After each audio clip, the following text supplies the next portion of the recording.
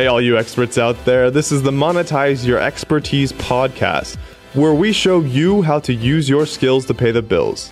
Have you ever wanted to create a business that positions you as the industry leader and go-to expert? Join me every week to hear from amazing leaders and entrepreneurs who have successfully refined their skills in order to become experts and create extremely profitable knowledge businesses. To find all of the links and tools mentioned in this episode, just go to myepodcast.com. I'm your host, Grant Weherley, the online course guy, helping you every week to monetize your expertise. Hey everyone, and welcome back to the Monetize Your Expertise podcast. Today I'm here with Brad DeGraw, who's the Amazon Sherpa. He's a self-proclaimed Amazon nerd who started 4 years ago with $100 and Wi-Fi. Thanks for joining me today, Brad. Hey, thanks for having me. So I'm excited to talk to you about a lot of different things, physical product businesses, Amazon specifically. I know we've got a lot of interesting sort of business strategy things to talk about as well. But to start things off, tell me a bit about how you ended up getting into a physical product business, specifically Amazon. Well, for me, I started like many other entrepreneurs. I had a regular job and I kept getting fired. I knew how to make money for me and my boss, but it just wasn't working out for me being an employee. And a friend of mine said, why don't you read this book? And it basically said, arbitrage is a great business model. You can buy things very low in clearance and then sell them online for retail or more. So I said, well, clearance sections are pretty easy to find. I'll start with $100. And it became really addictive. I was able to spot the deals and turn the inventory. And before I knew it, I took that little bit of a cash flow. I made $100,000 the first year. And then I just kept scaling and scaling and scaling until I hit 7 figures. Good stuff. And I like the way you put it. The trigger for that was that you kept getting fired. It's hilarious.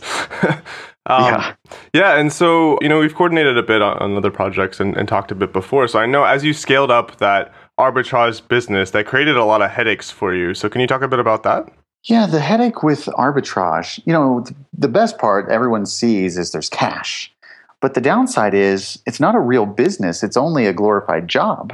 You're not building your business. You're building someone else's brands.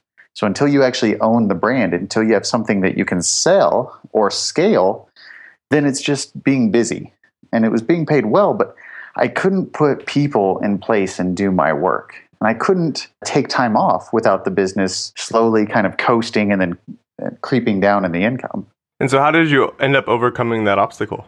Overcoming it at first was just putting people in place to do research and packing boxes and things like that, the lower end tasks. But then I realized the real essence, if I wanted something that I could sell versus just scale, I had to own the brands. So I reached out to manufacturers and I started saying, this is a great product. Could we put our label on it? So we started what most people call private label or white labeling. And that still wasn't quite the business I needed because anyone can reach out to a manufacturer and say, put my label on it. And it's another Me Too product. But what the market really needs, what the world wants, is unique products. So then I had to learn how to make products better than their original forms. Do you think somebody who is interested in getting into physical products should go with the approach that the same sort of series of structures that your business looked like starting with the arbitrage business, getting into white labeling, and then progressing through that? Or should they skip right to the end, creating unique products? Because of course that sounds more difficult, right? Is that something that's best to start with, or should they start with arbitrage? I try to steer people going directly into having their own brands. The reason is, when I started, there were very little tools, resources, or educational materials. Nowadays, there's an Amazon course everywhere you turn. There's tons of coaches and tools. There's so many resources now that didn't exist when I got started. And so there's not really too many reasons why you couldn't just jump forward and create your own brands. Yeah, I like that. And speaking of courses, I know beyond having your own Amazon business, you also have a course, you also have a done-for-you service. There's these different tiers to your business. And so I'm curious, what do you think the pros and cons are of having a physical product business versus something like a service or an info product business? Yeah, like you said, we have 3 businesses going at the same time. We manufacture products to sell on Amazon. So that's product business. 2 is we have an education business. We just recently created a course with Rich Dad, and it's going to be amazing when it comes out. And the third one is a done-for-you service. So what we realized that people who thought they wanted to buy a course, they thought they wanted education, what they really wanted was the result. And they didn't have the time or consciousness to pour into a learning curve. And so for us, it's just a better way to serve the world. We have 3 different models, and somewhere along the way, someone fits in one of the 3. So I think one thing that maybe a lot of people think about when they see a done-for-you service, I know I've gotten this for the types of services that are structured similarly that I've offered currently in the past as well, is that people are like, okay, well, if you have this skill and this team that can launch an Amazon product, that can build a course, that can launch a book or what have you, I think the question that I've gotten a lot, and I'm sure you've probably gotten this too, is people might think, well, why don't you do that more for your own business instead of for clients? And so what are your thoughts about that? The big reason is cash. If you do only a service business, then you have tons of cash that needs to go somewhere. And Uncle Sam hates it when you make too much money and it doesn't go back into a business or go into salaries. It has to go somewhere. So physical inventory is a great place to dump the money to reinvest it back into the business. So having the multiple streams of income is a great way to dance the financial game. Yeah, I think that makes a lot of sense. And that was my answer too whenever I get that question is it's basically, the limited resources of cash flow and also time, right? If you, for example, had only your own physical product business and instead of launching additional things for clients, you did it more for yourself, well, then you still run into constraints there, cash flow, for example. So yeah, I think that's really smart. And having the different streams, the different tiers, you can serve more people and it frees up a lot of assets that you might have. You also mentioned the course that you're building with the team behind Robert Kiyosaki, the Rich Dad brand. That's really exciting. Can we talk a bit about that? How did that come about? What is that? Tell us a bit more about that. Sure. Yeah, that took quite a bit of organization to pull off. About 1.5 years in the works. And it was just serving people selflessly. Just being out there and helping people. I found myself on stage speaking for other speakers and other courses. And even though my system's different than others, I'm a contrarian, so we built a course that's very different from everything else. I was still able to get on stage and share and give and give and give. And people recognized that. And so word got out that Brad was different, and Brad's system's different, and that I'm a giver. And then it was easier to open those doors of saying, we see an opportunity here where everyone can benefit because there's credibility now. There's something we can stand on. Did that organization, or I don't know if it was Robert specifically or his organization, did they come to you or did you go to them to create that opportunity? They actually came to us. Wow. It's really interesting. So they're like, hey, we want to make a course with you. Want to do it? And you're like, yes, that's awesome. You're an awesome brand. Well, they came to us to first test and see if who we appear to be is really who we are. So we helped several of their teammates. They have Amazon products. You've seen their Rich Dad products on Amazon right now. They came to us and asked if we could help turn a few SKUs around. So we gave some tips, we gave some advice, some coaching, and made a radical transformation. And some of the changes were actually quite small, but they're meaningful enough to make a huge impact on income. Mm-hmm. I said, well, this is legit. This is the way it's supposed to be. This is what our audience needs. They don't need just philosophy. They need these tools. Did you ever at any point worry when they came to you and they're like, hey, we're interested in working with you, but help us first? Did you ever have it in the back of your head, like, I wonder if they're just leveraging their brand to get some free help and they don't really intend to work with us? Because I've actually had some similar things happen in the past. Did that ever occur to you?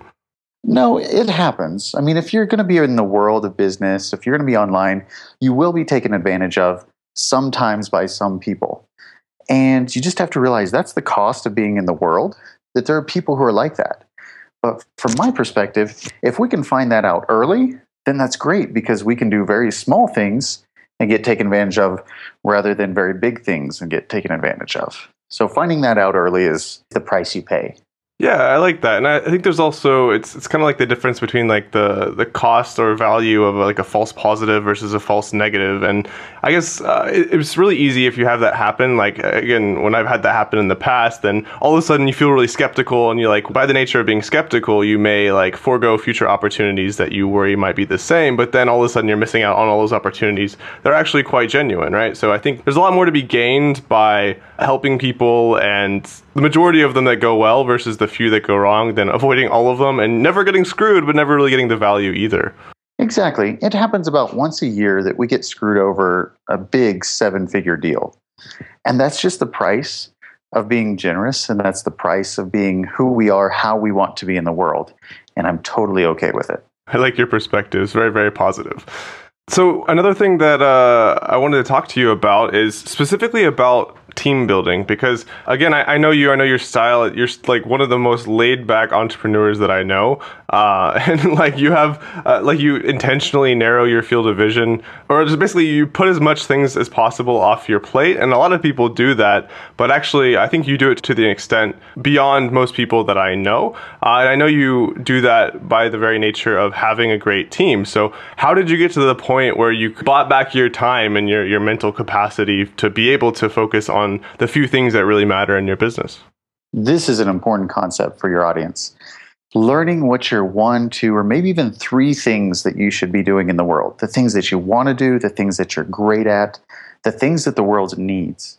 Find those very few things, and then everything else in the business, write it down. Everything else that needs to happen for the business to work, we just write all that down on a whiteboard, and then put roles so that each task is assigned by somebody. And it can be people who don't exist. Make up names and put those names there. And now you have a bit of an org chart. So this is the organization that would be perfect. And then we go about looking for people to fill those seats. And you're not going to get it right the first time. Most of the time, the people you put in the position first won't be exactly right. But if they're awesome people, you can keep them and shift them to another seat. If unfortunately they're not A players, then you're doing a great service to them by setting them free in the world. So my first person I hired, it was just really to put out a fire. I hired an eBay listing person. So I bought a pallet of merchandise, maybe a few pallets of merchandise that I thought was retail, brand new, still in the box. But what I didn't understand was that the boxes were all damaged. Oh, wow. And so you can't sell that on Amazon, but you can sell that on eBay. And I know nothing about eBay. So I hired someone out of the Philippines for just a little bit of money, and he was amazing. He took what would have been weeks of work and made it happen in a few days. Just amazing. And I kept him on. I trained him on more specific things. So hiring generalists who are interested in becoming specialists is one thing. Another thing is treat people like gold. Our team is more important than our clients. It's more important than our customers. We can get more customers. We can get more clients. But replacing team members is tough. So we want the team to be loyal. We want the team to understand how valued they are. In fact, this is something we do that I haven't heard anyone else do. We pay for their kids to go to college. Oh, really? Yes. Wow. I didn't know that. This is a big deal because now you have loyalty. Because most of the time their kids are going to college in 10 or 20 years. So that means they have to still be working for us for 10 or 20 years. This is a big deal, having people who will stay on the team and see the big vision. And we explain everything. Our people understand to a high degree the transparency of what we charge, what things cost. Just treat people like adults. Good lessons. And I think speaking of contrarian, that is a bit different than the conventional wisdom you hear of put your customers first. But you have a good point because you can always find more customers, but it's a huge pain in the butt to replace team members. So how do you choose initially your team members? Say you have a role you need to have filled. How do you go about finding and selecting the person you want to bring on?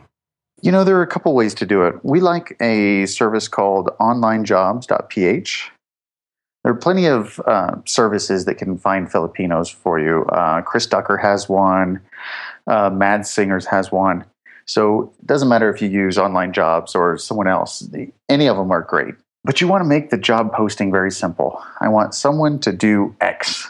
And you mention one task, one role. And you let them know that they're going to have all the training, the support, and whatever your moral compass is, make sure that you emit that in the listing.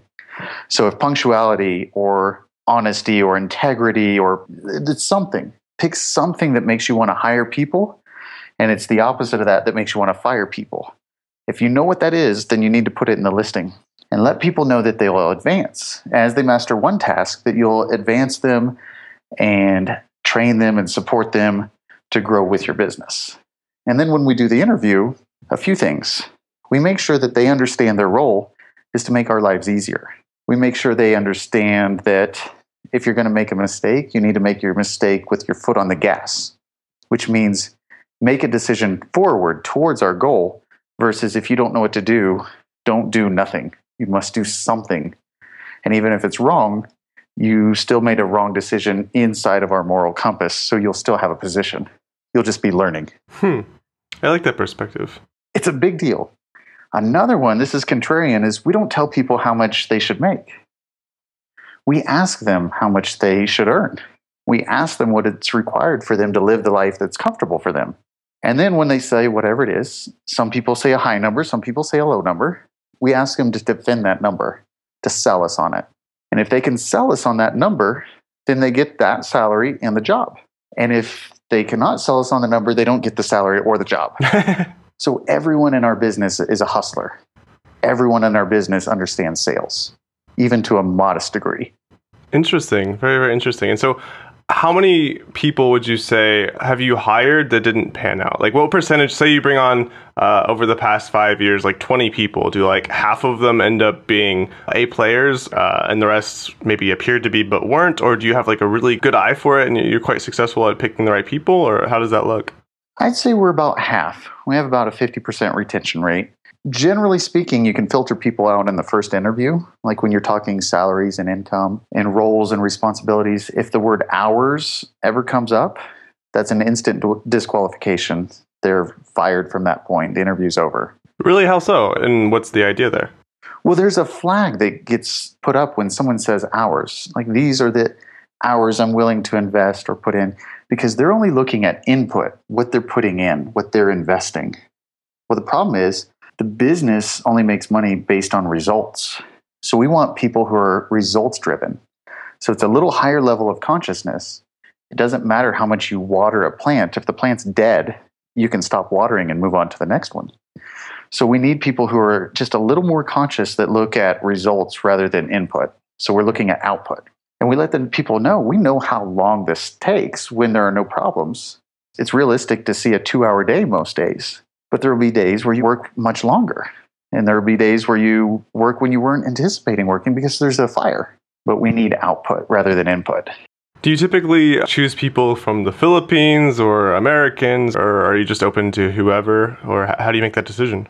We're open to anyone, but our team is in the Philippines. The reason for that is the economy is very strong. I live in Denver, Colorado, so what it costs to live here versus theirs radically different. So we get a lot more bang for our buck by hiring out of the Philippines. They're able to work when we sleep.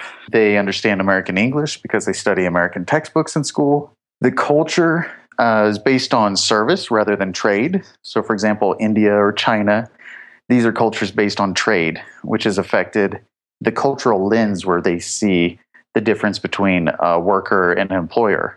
There's a bit of a conflict. So those are the reasons why we go to the Philippines. Plus my wife's Filipino, so that helps. And there you go. Can translate into Tagalog if needed. So have you ever had the problem, because I've hired Filipinos before, I know other people with Filipino teams, and there's sometimes an issue of like the Southeast Asian disappearing act where they just like kind of just like wander off and like never tell you that they're like quitting or something. They just kind of like leave. Have you ever had an issue with that? That happened to us once. And I think the reason why it doesn't happen to us is because we buy into a moral obligation. There's a commitment to each other. And we let people know that when they need help, if they have any challenge, whether it's inside the business or in their family or elsewhere, that they need to come to us first. Not just come to us at some point. They need to come to us first. So if they need loans, if they need training, personal coaching, whatever it is, we've put some money into people that you wouldn't believe in ways that you wouldn't even fathom because they needed it. And we wanted to be there when they needed us. That's really awesome. And that always pays off for you to go that approach? Absolutely. I can only think of one or two times where we got taken advantage of. And again, it happens periodically, but it's such a rarity. That's really interesting. That makes me think of another business that was very much based on Filipino help, but they were very, very skeptical and cynical about the same kinds of topics, rather than very like help first and assume people are good and will return the favor if you help them too. Instead, it was kind of the opposite. Like they would just like have the mentality that they were assuming people would try and take advantage, would dip out and leave and be unreliable. And what's interesting is that it sounds like you haven't had a problem because you've had a optimistic, helpful perspective there. And this other business had a huge problem with that kind of thing. So it's kind of interesting. I think there's a lesson to be learned there. Well, yeah, people behave how they're treated. So like, I mean, if you got a dog and you always told them they're a bad dog and they're mean and vicious, they'll turn mean and vicious. People aren't radically different than animals. Treat them well and they become well. Nice. And so what's your methodology or perspective about how to actually manage a team from your role, and how do you go about that? So for me, I believe leadership is so radically important. The leader has the accountability. If the mission fails, it's not the team's fault, it's the leader's fault. So my coach is Special Forces, and he taught me that I'm in charge of everything. Even the weather is my issue. The team is not responsible for that. I am. So we make sure that everything that we do is fail-proof. Every training document, every video, every tool, we have backups for everything. It's my job to make sure things are fail-proof. And it's their job to actually work the processes. Interesting. Fail-proof. So would you say that's one of the three main things that you do? Yes. So I create fail-proof systems, and then we hire and train people into those systems. And so what are the other, because you mentioned having three primary roles that like you put out, that you focus on, and that's really high value that you enjoy in your business and in the world. So what are your three things altogether? So one is creating systems. The second one is strategy. If you're the founder of your company, if you're somewhere at the top, there needs to be a visionary, and hopefully that's you. Someone has to see the direction of where the business will be in 5 years, 10 years, 20 years. So that's the second thing, is strategy, vision. And the third right now is sales. We've got some people hired in for sales, and they're being trained. And soon I hope to be out of that position. But the owner of the company will always be the best salesperson. Otherwise, if the salespeople are better, they go out and start their own company. So it's the owner's job to sell them on the opportunity, to sell them on the loyalty, to sell them on their commitment to the cause. I think that's a really interesting point, how the founder's a better salesperson than anybody else, because I think that could potentially relate to if somebody needs to hire for their business salespeople, and then they sort of judge the efficacy of that person based on their own experience doing the same thing, and they're like, oh, this person's nowhere near as good. Their close rate's terrible compared to mine. It's funny because like based on what you just said, that's actually quite a good thing rather than a bad thing. Well, it's not that salespeople couldn't be better at a specific type of sale, but we have to make that type of sale, and we have to keep them committed for a lifetime. When we hire people, we tell them, you're expected to work here for the rest of your life. You will die on the job. You will have no other employers. You'll have no other opportunities bigger than this one. And so it's our job as leadership to make that true. You mentioned having a special forces coach. Can you tell me a bit about that? Oh, yeah. Everyone at a certain point has become as great as they're going to be. And then you're going to need some outside perspectives, some outside tools. And I found someone here in Denver. His name's Bill Sumner. He has a system of education called The Inevitable You, and I highly, highly recommend checking it out. He helped me understand that our minds operate on software. That software is the ideas that your parents or whoever raised you to about the age of 5 installed. And their software was given to them up to the age of 5 by whoever raised them. And the reality is, it's outdated, it's obsolete, it's not customized for the life and the world that we live. So at a certain point in your life, when you realize the software isn't functioning optimally, you're going to have to rewrite that software. And now you become the author. Now you control your operating system, your destiny, where you're headed. And that was a game changer for me. That's really awesome. And I think you have a good point there, because especially with the way society is changing, faster and faster from generation to generation, that's probably even more true for every subsequent generation, that what you learned when you were 5 on how to live and go about life and what matters in society, that's going to be very, very different once you end up being 30 or 40 or 50. Actually, this is something I think about a lot, which is a lot of people who are extremely successful, they go through this very intense process of being very intentional about their beliefs and how they see the world, and their habits and all these really ingrained things that oftentimes don't start out in the most effective setup based on how they were naturally raised or ended up becoming based on their life experiences. So what do you think stops people? I mean, this is getting a little bit tangential, I suppose, but I'm kind of curious what you think here, especially working with the Special Forces guy. What do you think stops most people from reprogramming their brain in those ways? They need permission to do it.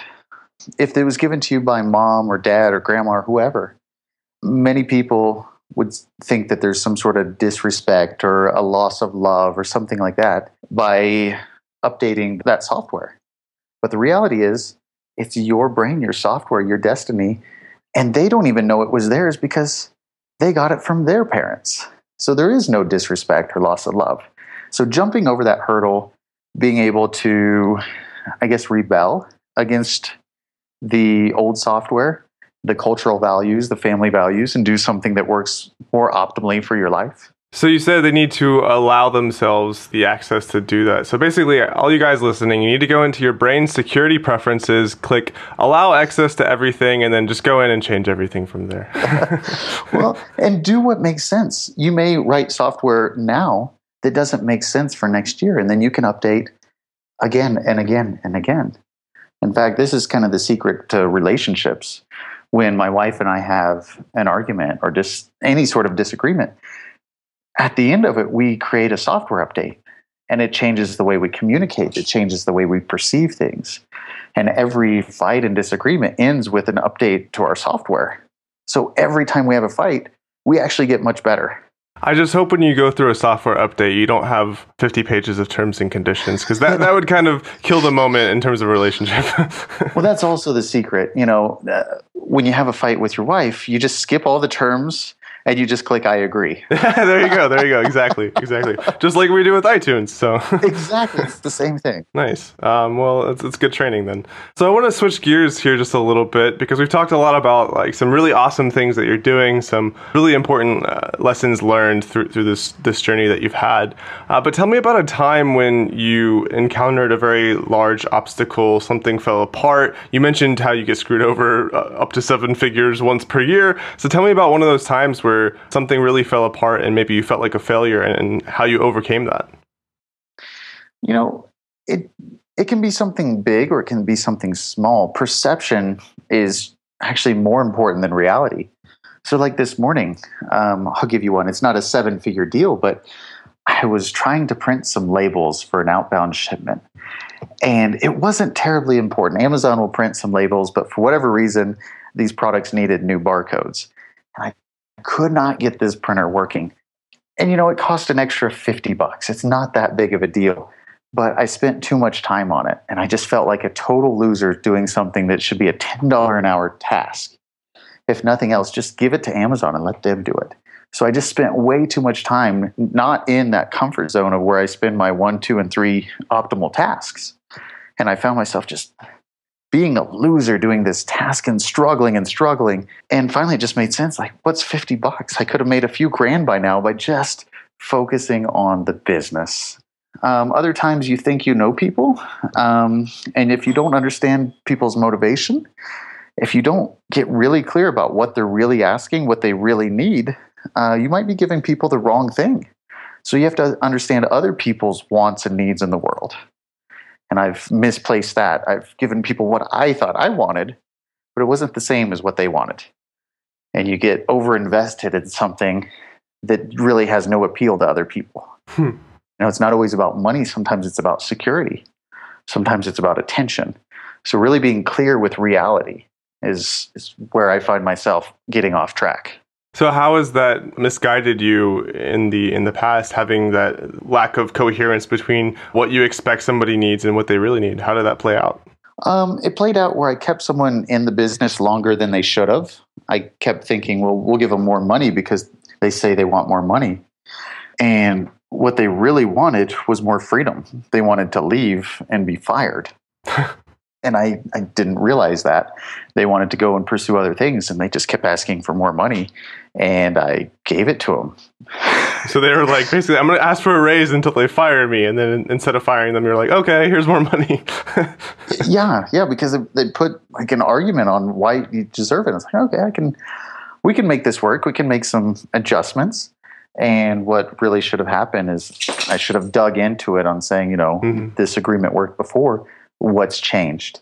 Can you tell me about, has your future changed? Has your present changed? I should have really dug into their reality rather than just accepting it at face value.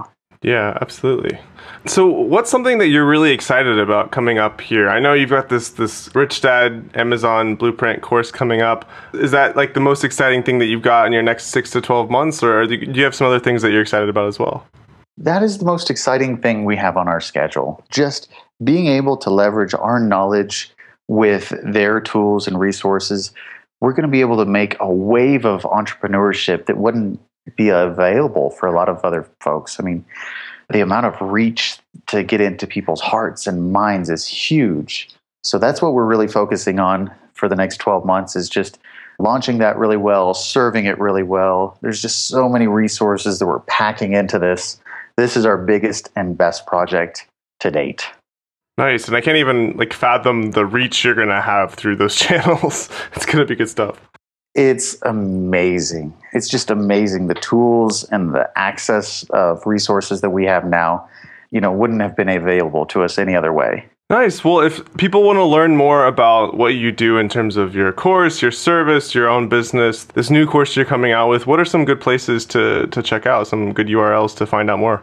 Sure. Yeah, the best place to find out more about us, you can find us on AmazonSherpa.com. You can connect with us on Facebook. I'm just Brad DeGraw. We make ourselves ridiculously available to help people either get started with their Amazon business or get unstuck with their Amazon business and take it to the next level. Great stuff. Well, thank you so much for joining me today, Brad. I think you shared a lot of really valuable insights from everything from leadership to physical product businesses to relationships as well. So thanks again for joining me today. Excellent. Thanks for having me, Grant. Hey, entrepreneurs and experts, I just wanted to thank you for listening to this episode, and I hope you learned at least one new big idea that helps you evolve your skills and gets you closer to monetizing your expertise and creating that successful knowledge business. Make sure to hit that subscribe button on iTunes and Stitcher, and check out myepodcast.com for all episodes as well as the tips and tricks mentioned in this episode. Thanks again, and I'll see you next week.